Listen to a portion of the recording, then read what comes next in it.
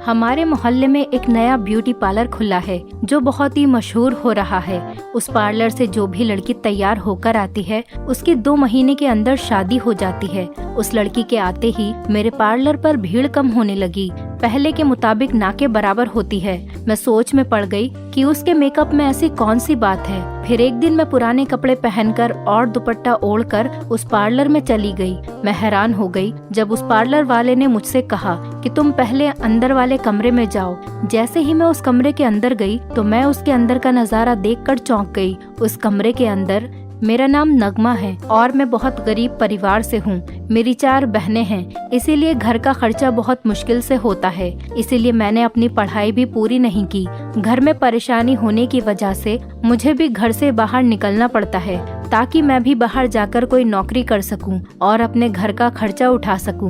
मैं घर में सबसे बड़ी हूं। मुझ कम पढ़ी लिखी लड़की को नौकरी कोई देता नहीं। अगर कोई मुझे नौकरी देता भी तो वो लड़की समझकर देता है और मैं किसी से भी फिजूल में मदद नहीं लेती हूँ। मैं बहुत खुददार लड़की हूँ और इज्जतदार लड़की हूँ। अभी तक इसीलिए धक्के ही खा रही हूँ। जैसे तैसे करके मुझे एक बैंक में नौकरी मिली जिसकी 10,000 महीने की सैलरी है।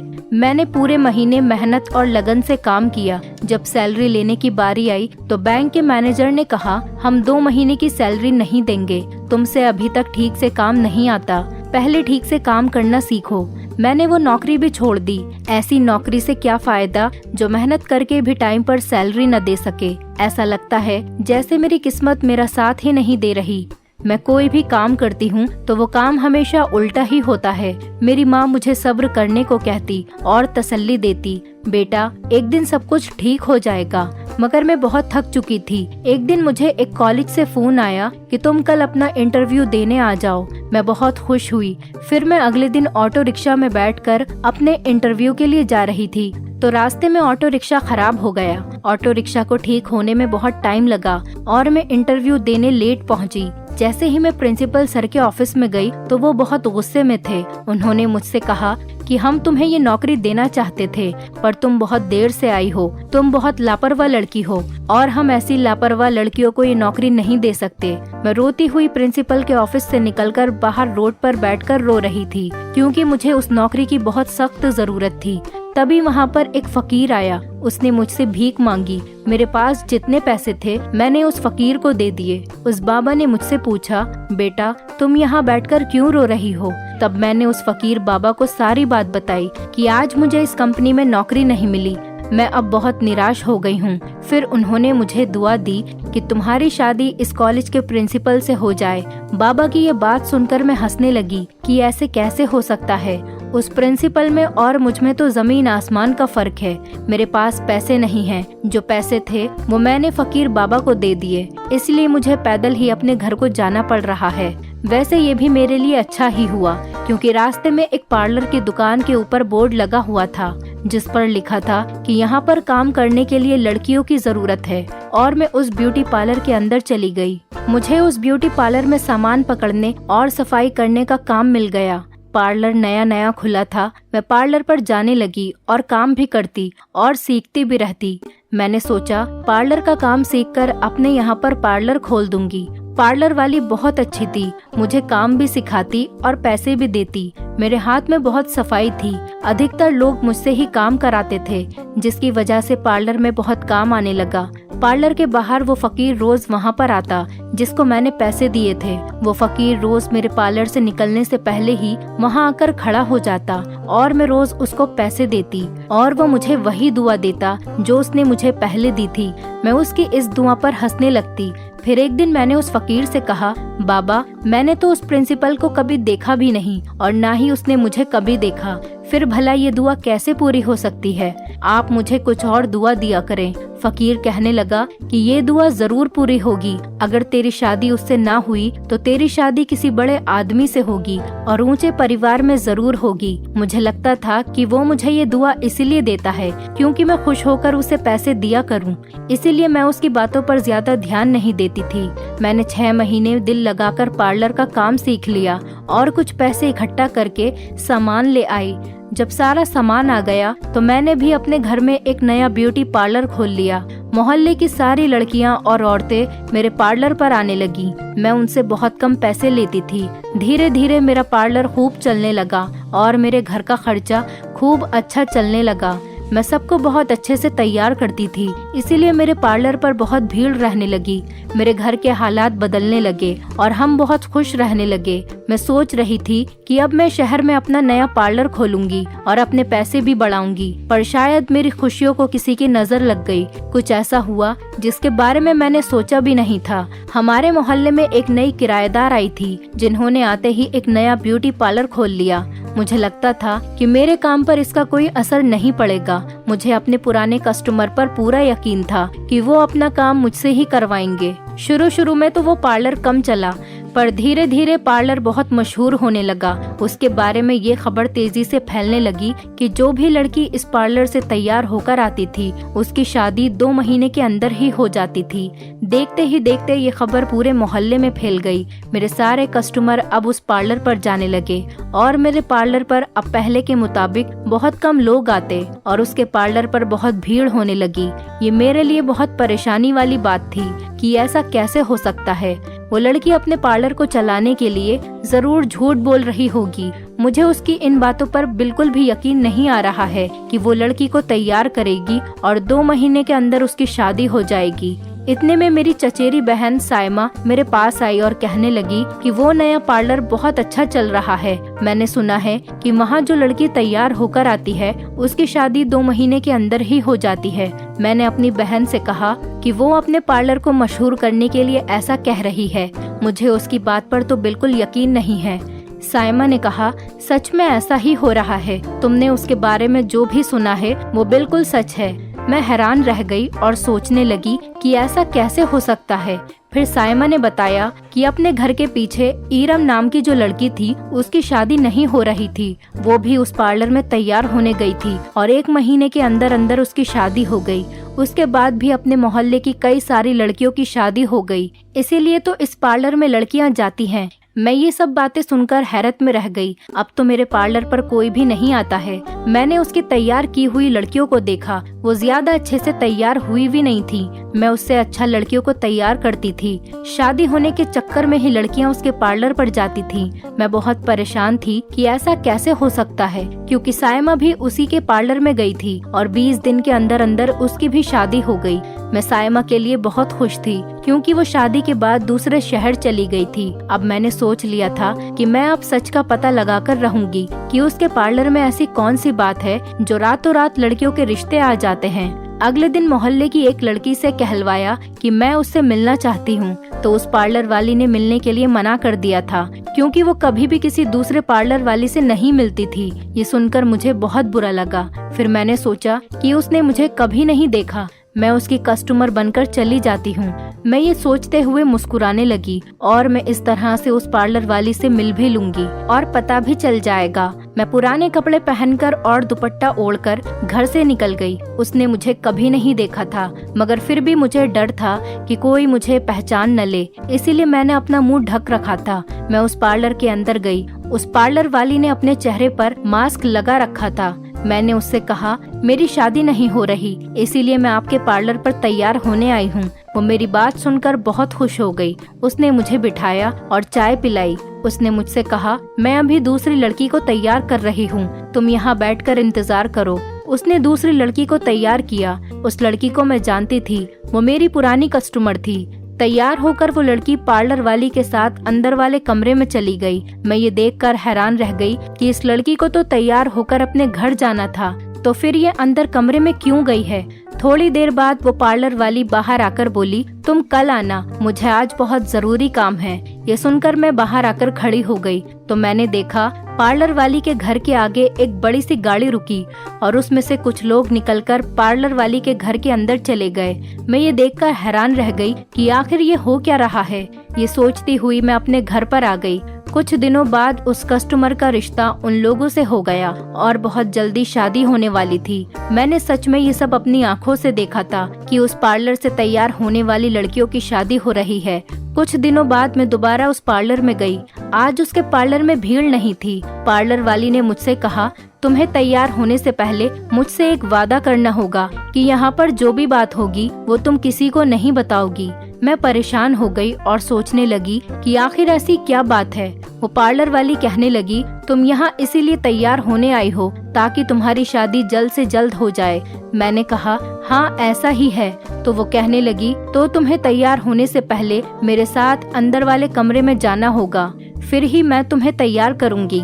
मैं बहुत परेशान हो गई और उसके साथ अंदर वाले कमरे में चली गई। मुझे कुछ समझ में नहीं आ रहा था कि ये सब क्या चल रहा है, शादी होने से इस कमरे का क्या राज है। बस मैं ये सोचती हुई उसके पीछे पीछे उस कमरे में चली गई। कमरे में जाते ही मैं हैरत में रह गई कि कमरे में बहुत सारे लोग थे, जिनमें से ज्यादातर लड़के ही थे। पार्लर वाली ने मेरे कान में कहा कि तुम्हें जो लड़का पसंद है मैं उसी से तुम्हारी शादी करा दूंगी। मुझे बहुत गुस्सा आया और मैं उसको पकड़कर कमरे से बाहर ले गई और पूछने लगी कि ये सब क्या है। तो पार्लर वाली बोली, ये मेरे साइड का बिजनेस है, मैं रिश्ते भी करवाती हूँ। मेरे पास हर तरह का रिश्ता है, जैसा भी लड़का तुम चाहती हो उसी तरह के लड़के से मैं तुम्हारी शादी करा दूंगी। इस मोहल्ले की सभी लड़कियों की शादी मैंने ही तो करवाई है। इस बात को सुनकर मुझे कुछ समझ आया कि ये क्या बात है। शायद ये रिश्ते कराने का काम भी करती है, इसीलिए पार्लर खोला है। और इसके दोनों काम बहुत अच्छे चल रहे थे और बहुत पैसे कमा रही थी। वो शायद अपना रिश्ते वाला बिजनेस आगे बढ़ाने के लिए ही पार्लर चला रही थी। हालांकि मैंने तो सोचा था कि पता नहीं वहाँ क्या होता होगा, पर ये तो बड़ी आम सी बात निकली। खैर, मैंने उससे कह दिया कि मैं रिश्ते के बारे में सोचकर बताऊंगी और वहाँ से अपने घर चली आई। अब मैं ये सोच रही थी कि मुझे कोई और काम करना चाहिए। दूसरा पार्लर होते हुए मेरा पार्लर नहीं चल सकता। मैंने अपना पार्लर बंद कर दिया और इस शहर को छोड़कर अपने मामा जी के यहाँ एक दूसरे शहर चली आई। उन्होंने मुझे एक होटल में रिसेप्शन की नौकरी दिलवा दी और मैं अगले दिन से अपनी नौकरी पर जाने लगी। मुझे वहाँ पर काम करते हुए 1 महीना ही हुआ था कि अचानक मुझे वहाँ ईरम अपने शौहर के साथ नजर आई। वो पहले से ज्यादा कमजोर हो गई थी। मैंने ईरम को आवाज लगाई तो उसका शौहर उसे वहाँ से ले गया। जाते जाते ईरम ने मुझे एक इशारा किया। मैं उसका इशारा समझ नहीं पाई, शायद वो मुझसे कुछ कहना चाहती थी। मुझे बहुत अजीब लगा। मैंने अपनी ड्यूटी पूरी होने का इंतजार किया। वो लोग हमारे होटल में रहने आए थे। जिस कमरे में वो थे, मैंने उस कमरे का दरवाजा बजाया, मगर उसके शौहर ने दरवाजा नहीं खोला। मैंने कहा, मुझे ईरम से मिलना है। उसने कहा, यहाँ कोई ईरम नहीं है, यहाँ मेरी बीबी शबीना है। मैं परेशान होते हुए वहाँ से वापस आ गई। मैंने ईरम को शादी के बाद पहली बार देखा था और उसका शौहर मुझे उससे मिलने नहीं दे रहा था। रात को जब वेटर उस रूम में खाना देने गया तो उसने मुझे एक लेटर लाकर दिया। मैंने उस लेटर को पढ़ा तो उसमें लिखा था कि नाजिया, मेरी मदद करो, मैं बहुत परेशान हूँ। उस पार्लर वाली ने मेरे साथ धोखा किया है। तुम वहाँ जाकर उस पार्लर का राज सबको बताओ ताकि और लड़कियों की जिंदगी बर्बाद होने से बच जाए। मैं उस लेटर को पढ़कर कुछ समझ नहीं पाई कि ईरम मुझसे क्या कहना चाहती है और वो किस मुश्किल में थी। उसकी इस परेशानी का उस पार्लर वाली से क्या ताल्लुक है। मैं बहुत परेशान हो गई और मैंने सोचा कि मैं सुबह को ड्यूटी पर जाऊंगी तो सबसे पहले ईरम से मिलूंगी। वहाँ जाकर पता चला कि वो लोग वहाँ से चले गए हैं। मुझे तो ये भी नहीं पता था कि ईरम अपने घर वालों से बात करती भी है या नहीं। मैंने ईरम के माँ बाप से बात करके पूछा, क्या ईरम से आपकी बात होती है? तो उन्होंने कहा, हाँ 2-3 दिन में बात हो जाती है। वो अपने शौहर के साथ बहुत खुश है। मैंने इस पार्लर वाली के बारे में पूछा तो वो कहने लगी, उसका काम तो वैसा ही चल रहा है, आज भी उसके पार्लर में भीड़ रहती है। मुझे कुछ समझ नहीं आ रहा था मैं क्या करूँ। बाहर से तो सब ठीक लग रहा था, लेकिन कुछ तो गड़बड़ थी। एक तरफ मेरी नौकरी थी और दूसरी तरफ बहुत सारी लड़कियों की जिंदगियों का सवाल था। आखिर इतनी मुश्किल से तो मुझे नौकरी मिली थी। अगर मैं घर वापस जाती तो मेरी नौकरी चली जाती और मेरे लिए अपना घर चलाना भी बहुत मुश्किल हो जाता। लेकिन मुझे पार्लर वाली के राज का भी तो पता करना था। मुझे तो कुछ समझ में नहीं आ रहा था। आखिर मैंने फैसला लिया और मैं नौकरी छोड़कर अपने घर आ गई। वहाँ सब कुछ वैसा ही था, उसके पार्लर पर वैसी ही भीड़ थी। अगले दिन मैं उस पार्लर वाली के पास गई और उससे कहा कि मेरी शादी करवा दो। पार्लर वाली बहुत खुश हुई कि कोई कस्टमर आया है। फिर वो मुझे अंदर वाले कमरे में ले गई और कहा, जो लड़का तुम्हें पसंद है मुझे बता दो, मैं उसी से तुम्हारी शादी करवा दूंगी। मैंने वहाँ एक लड़के को पसंद किया और वापस घर आ गई और अगले ही दिन उस लड़के के माँ बाप को पार्लर वाली हमारे घर लेकर आ गई। मैंने अपनी अम्मी अब्बू को पहले ही सारी बात समझा दी थी, इसीलिए उन्होंने शादी के लिए 1 महीने को कहा, लेकिन लड़के वाले चाहते थे कि शादी 8 दिन के अंदर अंदर हो जाए। शादी का सारा खर्चा भी वो उठाने के लिए तैयार थे और दहेज की भी कोई डिमांड नहीं थी। पार्लर वाली ने कहा कि ऐसा अच्छा लड़का कहाँ मिलता है जो दहेज भी नहीं ले रहा और शादी में कुछ भी खर्च नहीं करवा रहा। पर मुझे तो टाइम चाहिए था ताकि मैं सब कुछ पता कर सकूं। सबसे पहले मैंने उन लड़कियों का पता करवाया था जिन लड़कियों की शादी उस पार्लर से हुई थी, क्योंकि मैं उनके घर वालों से मिलना चाहती थी। सबसे ज्यादा शादियां हमारे मोहल्ले की ही लड़कियों की हुई थी और हैरान करने वाली बात तो ये थी कि वो लड़कियां शादी के बाद एक बार भी अपने घर पर नहीं आई थी। फोन वो 1-2 दिन में करती रहती थी। यही बात मुझे सता रही थी और मैंने सारी बात पता करने की ठान ली। मैंने उस पार्लर वाली से दोस्ती करना शुरू कर दिया। मैंने उससे कहा, मैं तुम्हारे पार्लर पर फ्री में काम करूंगी, तो वो बहुत खुश हुई। धीरे धीरे 1-2 हफ्ते के अंदर ही मेरी वजह से उसके पार्लर में बहुत भीड़ रहने लगी। मैं बहुत अच्छे से तैयार करती थी। मैंने एक बात नोटिस की थी कि वो हमेशा गरीब लड़कियों की ही शादी करवाती है। अमीर लड़कियां भी अक्सर उसके पास आती थी, मगर वो कभी भी उनसे शादी के बारे में कोई बात नहीं करती थी।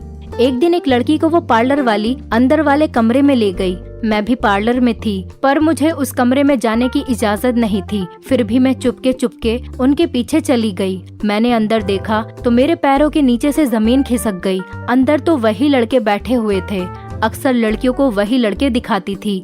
उसमें वहाँ वो लड़का भी बैठा था जिससे मेरा रिश्ता पक्का हुआ था। जैसे ही वो लड़की उस कमरे से बाहर आई तो वो सारे लड़के दूसरे कमरे में चले गए। अब तो ये मसला और भी ज्यादा गहरा होता जा रहा था। उन लड़कों को देखकर ऐसा लगा कि जैसे वो वहीं रहते हों। बहुत मुश्किलों के बाद मुझे बस इतना ही पता चला कि वो पार्लर वाली धोखेबाज है।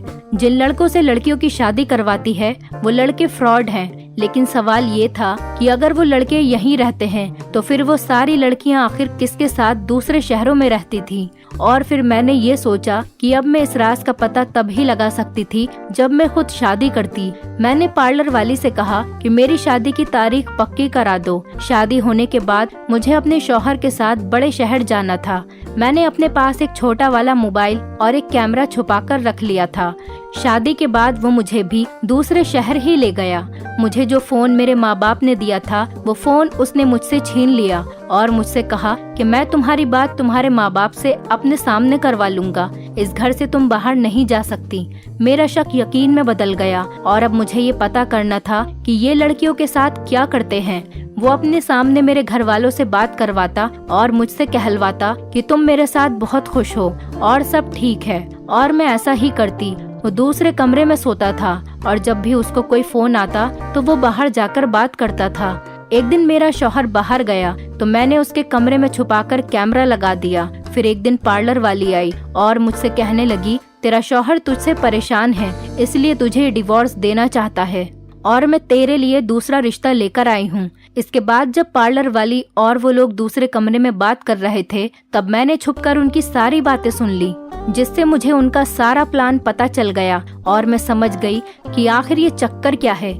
दरअसल वो पार्लर वाली लड़की गरीब लड़कियों की शादी अपने ग्रुप के साथियों से करवाती थी जो दूसरे शहर में जाकर लड़कियों को तलाक देते थे और उन्हें अमीर और अय्याश लोगों को बेच दिया करते थे। उस लड़की ने अपना पार्लर भी हमारे छोटे से मोहल्ले में इसी वजह से खोला था ताकि गरीब लड़कियों को अपना शिकार बना सके, क्योंकि उससे पहले भी वो किसी और मोहल्ले में ये सब कुछ कर चुकी थी और अब वो हमारे मोहल्ले से निकलकर जाने वाली थी। उसके ग्रुप में 12 लड़के थे और वो उन्हीं 12 लड़कों से बार बार लड़कियों की शादी करवाती थी। दूसरे शहर में जाकर बिकने वाली लड़कियों पर अपने घर वालों की गरीबी का दबाव होता और उन्हें ये भी पता होता था कि अब तलाक के बाद हमारा रिश्ता होना बहुत मुश्किल होगा। उन्हें इस गंदे काम को करने के अच्छे खासे पैसे मिलते थे जिनको वो महीने के महीने अपने घर वालों को भेज दिया करती थी और अपना मुंह बंद करके उन लोगों से यही कहती थी कि वो तो अपने शौहरों के साथ बहुत खुश हैं। उनके गरीब परिवारों को पैसे मिलते थे और उनको अपनी बेटी की तरफ से तसल्ली भरे अल्फाज मिलते थे, जिस वजह से उन्हें यही लगता था कि हमारी बेटी बहुत खुश है और हमारा दामाद भी हमें बहुत समझता है और उन्हें ये पता ही नहीं चल पाया कि उनकी बेटियां किस दलदल में जा फंसी हैं और हर रात वो किस तरह की दरिंदगी को बर्दाश्त करती हैं। मैं तो ये सब सुनकर हैरान रह गई और उसी वक्त मैंने अपने दिमाग को झटका दिया और मौके की नजाकत को समझते हुए मैं भागकर अपने कमरे में गई जहां मैंने अपना वो मोबाइल छुपाकर रखा था। मैंने उस मोबाइल से फोन करके तुरंत पुलिस को बुला लिया। पुलिस ने उस जगह पर आकर छापा मारा और उन दोनों को गिरफ्तार कर लिया। उनके कमरे में लगे हुए कैमरे की वजह से उनकी सारी बातें उसमें रिकॉर्ड हो गई थी, जो कि पुलिस के पास एक पुख्ता सबूत था। उसके अलावा भी मैंने बहुत सारे सबूत इकट्ठे किए थे। वो सारे सबूत भी मैंने लाकर पुलिस को थमा दिए। पुलिस ने मेरे शहर में फोन करके उस लड़की के पार्लर पर छापा मारकर उनके बाकी साथियों को भी गिरफ्तार कर लिया और उस लड़की से उन सारी लड़कियों का पता भी लिया जो अब तक इस दलदल में धंस चुकी थीं। पुलिस की कार्यवाही के बाद वो सारी लड़कियां रिहा हो गईं और पुलिस ने अपनी निगरानी में उन सारी लड़कियों को उनके घर पर पहुंचाया। इरम भी वापस आ गई थी। उसने मेरे गले लगकर मेरा बहुत शुक्रिया किया क्योंकि मेरी वजह से वो गैंग पकड़ा गया था और सारी लड़कियों की जान उस दरिंदगी से बच गई थी। इरम ने बताया कि मेरा शौहर उस दिन मुझे उस होटल में किसी को बेचने गया था, लेकिन तुम्हारे मुझे पहचानने की वजह से उसका प्लान फ्लॉप हो गया और वो उस दिन मुझे बेच नहीं पाया और उसके बाद से शायद अभी तक वो आदमी जो मुझे खरीदना चाहता था वो हमारे शहर की तरफ नहीं आ सका, जिस वजह से मैं इस दलदल में फंसने से अभी तक बची हुई थी। ये सारा मामला बहुत बड़े फ्रॉड का था, इसीलिए ये सब कुछ अखबारों में भी आया और मेरी बहादुरी के किस्से भी उनमें छपे। इन सब की वजह से मैं बहुत मशहूर हो गई थी। मेरे कई सारे इंटरव्यूज टीवी चैनल्स ने भी करे। मेरे चर्चे चारों तरफ हो गए। मेरी ईमानदारी और बहादुरी को देखते हुए बहुत सारी जगहों से मुझे नौकरियों के ऑफर आने लगे। उन्हीं में से एक अच्छी कंपनी को देखकर मैंने वहां नौकरी कर ली। उस कंपनी के मालिक को शायद मैं पसंद आ गई थी, इसीलिए कुछ टाइम के बाद उसने मेरे माँ बाप के पास रिश्ता भेजा और जल्द ही मेरी उससे शादी हो गई। जब रात को दुल्हन बनकर मैं अपने शौहर का इंतजार कर रही थी, तब मुझे उस फकीर की दुआ याद आई जब एक दिन उसने मुझसे कहा था कि जिसने तुझे नौकरी से निकाला है, अगर उससे तेरी शादी ना भी हुई तब भी तेरी शादी किसी कंपनी के मालिक से ही होगी, यानी कि किसी बड़े घर में। और मुझे आज उसकी दुआ कबूल होती हुई नजर आई और मुझे अपनी किस्मत पर बड़ी खुशी हुई, क्योंकि ऊपर वाले ने मेरी नेकियों के बदले मुझे आज इस खुशी भरे दिन से नवाजा था और बैठे बिठाए मुझे इतनी बड़ी और आलीशान कंपनी की मालकिन बना दिया था।